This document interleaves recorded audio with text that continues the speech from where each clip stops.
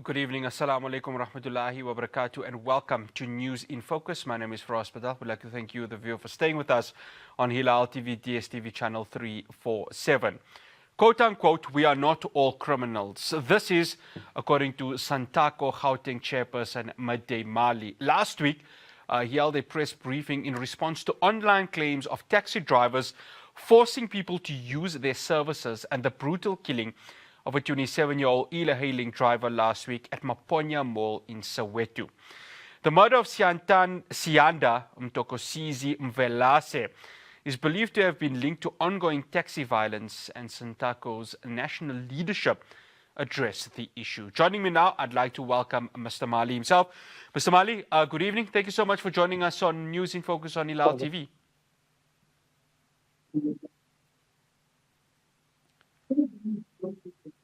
Good afternoon, Mr. Patel, and good afternoon to your viewers. Yeah, no, it's an absolute pleasure. Mr. Mali, where are we now in terms of the impasse between Santaco, the e-hailing services, and of course, the most important tool of this, the customer itself? Firstly, Mr. Patel, let me take the opportunity and send condolences to the family of Mr. Mvelase for his loss. But at the moment, as Santaco Gauteng province, we are working hand in glove with the law enforcement agencies. Most importantly, even on our side as the industry, we are making sure to the area that violence has erupted last week. We are monitoring it. The situation is a bit calm, that I can confirm. Everything is still under control. But as Santaco, we are not the perpetrators of this type of a brutal killing of one of our own, an African man, a young man who was willing to work for his future and for his family. But we are saying the law enforcement agencies, they must take place and do investigations and bring those who are the perpetrators of his death to book. Then that will be the best, so that everybody, even the nation, can understand who did the brutal killing to the young man of the e-hailing. As Santaco, we don't have issues with the e-hailing that is on the ground.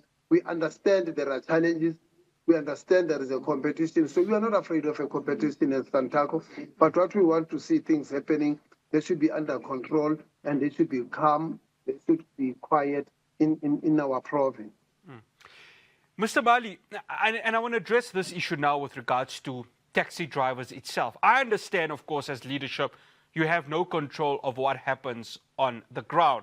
It's kind of like if you look at football, the players play on themselves, and of course the board deals with obviously the fiduciary issues, the issues which are of course that of governance.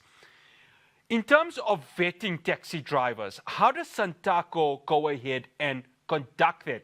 The reason why I'm asking is that it could potentially take 1 out of 20 drivers to go ahead and commit criminal activities. It's of course important to not point or paint any or all drivers with the same brush. So for the viewers out there that are watching this and of course regular users of taxis, how does Santaco conduct the vetting of these drivers?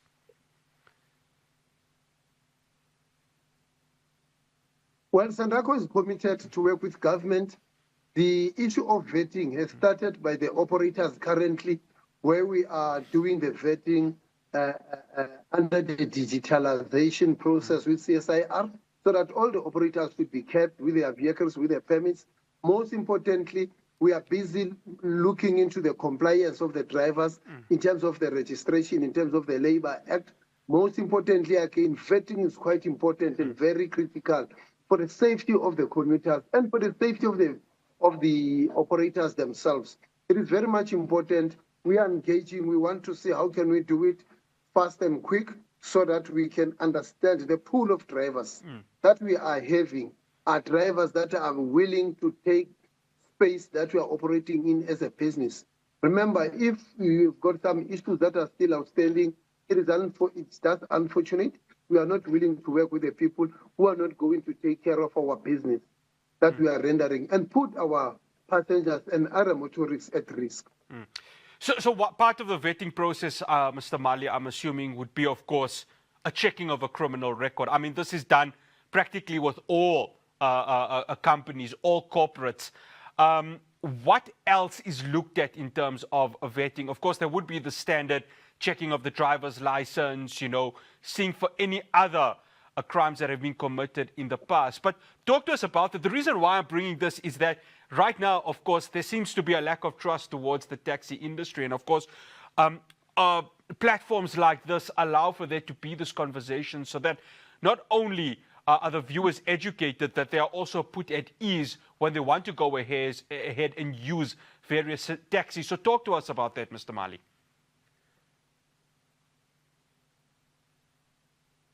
Well, what I can say, Mr. Patel, is that us as an industry, we employ drivers who has a driving license, who has a PD, professional driving public.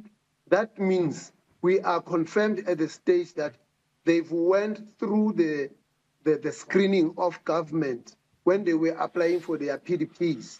That confirms to us they've went through that vetting, that stage of the vetting, because remember, any driver that has got a PDP, they must go through the vetting by sending out his or her fingerprint to be checked by the department or by the law enforcement agencies whether there are no criminal records or criminal issues that are outstanding.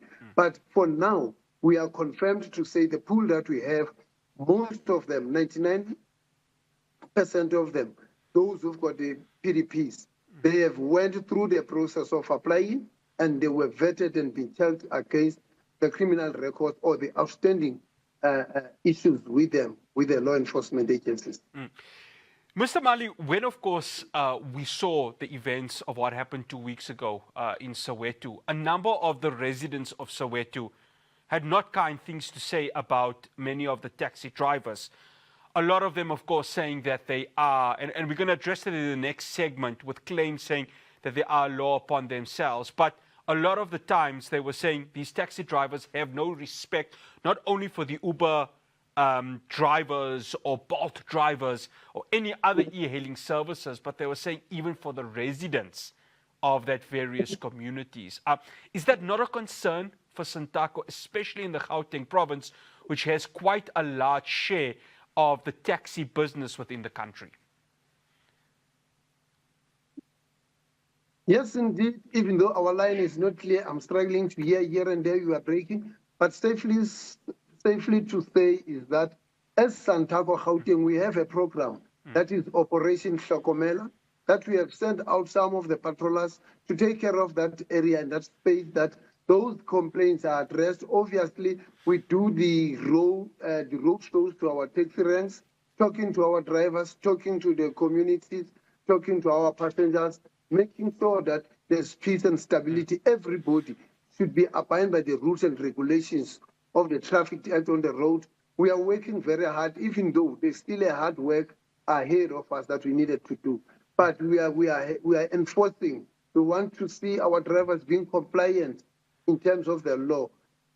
But most importantly, I can make an appeal to the law enforcement agencies, particularly the traffic officers, that they should be out and monitor and ensure the safety of other motorists, even the safety of the drivers, our drivers as well. It needed to be monitored by the traffic officer at all costs, at all times. Before we go to the break, Mr. Mali, how important was this quote by the Santaco treasurer, Mr. Chimamgatso Mpigalale, who said, "Don't be bullied by taxi drivers, you are their boss." That message that is being sent from the leadership to the consumer, talk to us about that, because is that a sort of quote or a sort of saying that will give the reassurance to the consumer and also at the same time send a message to the taxi driver that you cannot do as you would like?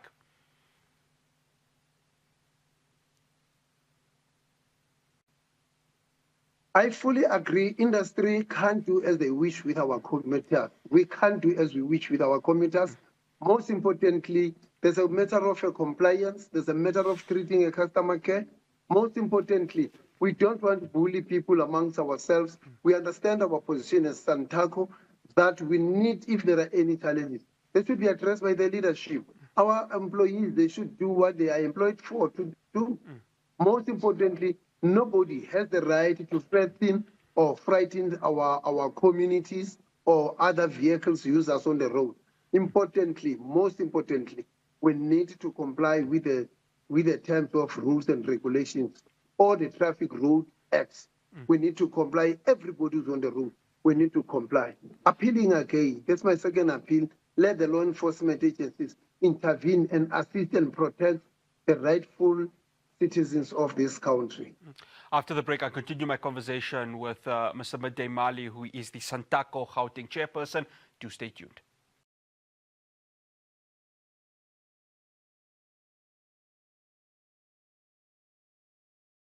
Welcome back. Now, in an interview last week with Newsroom Africa, Willem Els, who is part of the Institute from Security Studies, said that, quote unquote, the taxi industry has been allowed to become a law unto themselves due to a lack of law enforcement and political will. He says it has turned into a mafia-type organization. Mr. Mali, I just wanted to get your response to this quote that was done by Willem Els from the Institute for Security Studies. Well, I would say taxi industry is not a law unto itself. As an industry, we comply with the regulations. Most importantly, maybe it doesn't understand the taxi industry, how it operates. There is a driver, there is an owner, there is a leadership of the area from the association. We are not law unto ourselves, but we are saying as Santaco, we don't accept the bad behavior that is happening out there. Hence, I said earlier on, we are working very hard to clean our image that has been dented by those who are not, by those drivers who doesn't want to comply with the Road Traffic Act. Most importantly, people, they would see us, we're taking the law into our own hands. It is not like that. He misquoted us as an industry. We are a business entity. We are a business entity that do two things on its scale. We're giving service to our commuters. At the end of the day, we become a business persons, all of us on the industry. So we are not law unto ourselves. Mr. Mali, during that press briefing last week by Santaco, your president had made a plea and a dedication to go ahead and start proceedings to completely formalize the taxi industry. Talk to us about that and why this was needed now from Santaco. The reason why I'm asking is that this could have been done a month ago, 2 months ago. Has it taken a murder for Mr. Mvelase to occur? Was there still proceedings that were happening for the formalization of the industry?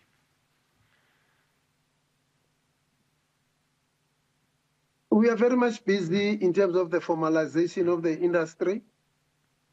Unfortunately, it happened, or we have explained it during the death of Mr. Mvelase, that I've said earlier on, condolences to him, to his family. But we are working very hard so that we can know that the pool of drivers that we are having are fully registered, they get their benefits, they understand that they are in a business industry that we are operating. So it is very much important that we comply with the rules and regulations of the labor law. So therefore, we are working very hard to make sure that our employees are registered.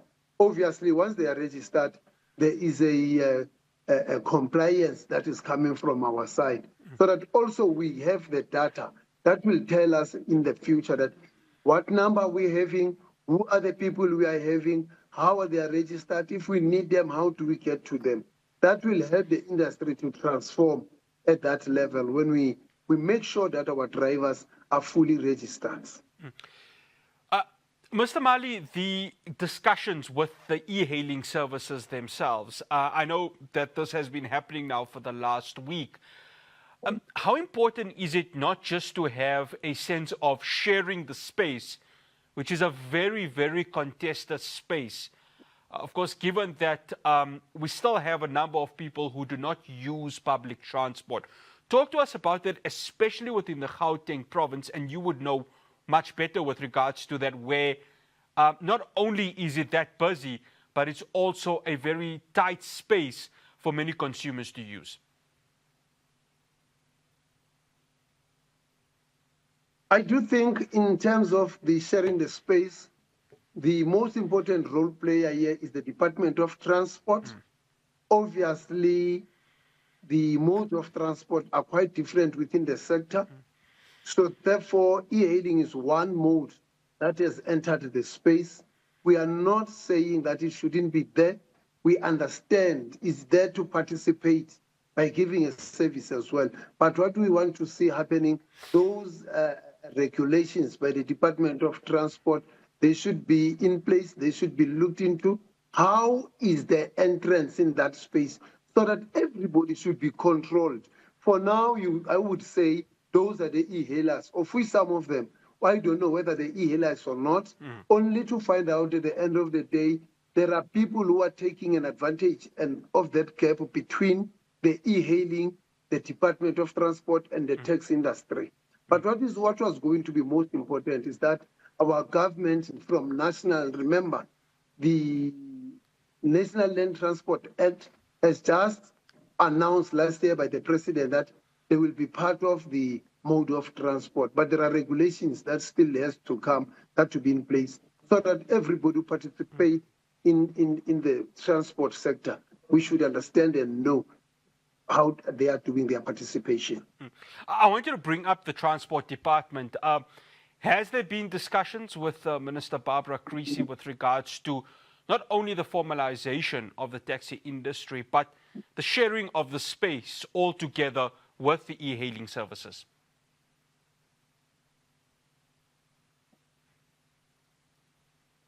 Yes, sharing the space, I don't think it is a real problem. We need to share the space as we are regulated as the minibus taxi type. We are in the National Land Transport Act number 5 of 2009. We comply with that. It's quite important. Everyone who's in the space, who is sharing the space, compliance should be key so that the government should understand the demand and supply in terms of sharing the space is critical, that one. Mr. Mali, one final question before I let you go. Again, your role as the chairperson is to play an oversight role. And I, for one, will agree with you in that you cannot control what happens in terms of what the taxi driver will do on the ground. A lot of things can happen. Road rage, different taxi organizations competing with each other. It's a contested space. And, of course, a lot of foul language can be used on the road. And this could lead to unsavory things happening. And again, this is not a fault on you, Mr. Mali. It could happen on the ground. But of course, the viewer that is watching this would be saying, can I still trust myself to get into a taxi or get into an e-hailing service and not be pulled out by a taxi provider if I am using a private service? As the Santaco Gauteng, what guarantees can you give the resident of Gauteng that something like this will not happen in the future? The guarantees that I can give the citizens of Gauteng, number one, is that if they are facing these challenges on the road, let these issues be reported to the authorities, meaning that the SAPS, that's the first step. Secondly, they must look into the patrol vehicles that are around that area. Take the number plates, send them to us so that we can investigate which association is affected, so that associations can take drastic steps with those who are threatening the lives of the other people. Remember, within the executive committees, we are having the head of the departments of the disciplinary, we are having the head of the department of grievances. We are very much again issuing our law, our Shokomela program on the ground to make sure that they monitor the situations. Most importantly, after last week, we have a media briefing. We went to our associations individually to say to them, please call the general meetings of your members, address them, about the current situation that is happening. As Santaco, if there are issues, we need to go to the table and talk and sit down. But the most important key role player to protect and calm the situation is the law enforcement agency, so that if the cases are reported, let them be looked at, let them be dealt with, let the perpetrators to be brought to book. Mr. Midday Mali, absolute pleasure having you on. Thank you so much for joining us. Thank you very much, Mr. Patela. Have a good evening. You also, that's Midday Mali. He is the Gauteng chairperson of Santaco. After the break, if you haven't followed, more journalists were killed today by Israel in Gaza. That number of moving close to 300 is now becoming a reality. What is the way forward? When will Israel be held account for the murder of a profession that is meant to do one thing, give you the truth from the ground? I will be speaking to Sarah Kuda, who is the regional director for the Committee to Protect Journalists in the Middle East and North African region. Do stay tuned.